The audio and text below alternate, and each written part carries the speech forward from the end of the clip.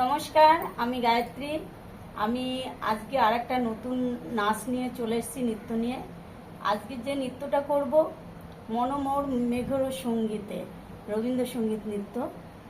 এবার কি বলুন তো, আমি নাচটা সাধারণত মেয়েকে যখন তোলায় হয়তো, কিংবা হয়তো বাড়িতে একটা হয়তো বসে রয়েছি, ভালো লাগছে না, ভাবি একটা নাচটা তুলে রাখি, মেয়েকে পরে তুলে দিতে পারবো। এইভাবেই আমি নাচগুলো তুলি। আর সেই হিসাবে আজকেও আমি আর একটা নাচ তুলবো।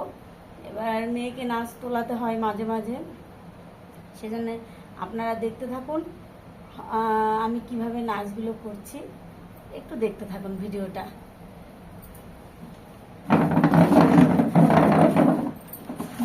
ত্রুটি হলে তো ক্ষমা করবে, বোন কিংবা দিদি কিংবা মেয়ে হিসাবে।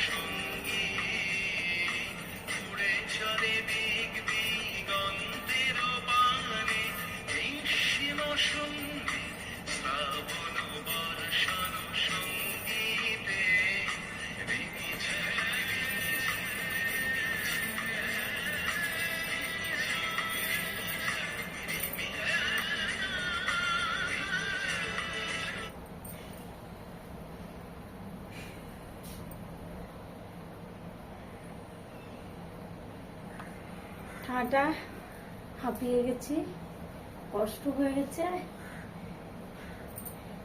এইভাবেই নাচগুলো মেয়েকে তোলায়, এইভাবেই ছোটোখাটো নাচ তোলাতে তোলাতে অটোমেটিক হয়তো আমি একটু বসে নিচ্ছি, কিছু মনে করবেন না, কারণ একে তো ভারী মানুষ, তারপরে নাচ করলে কি হয়, তার জন্যে মনে কিছু করবেন না।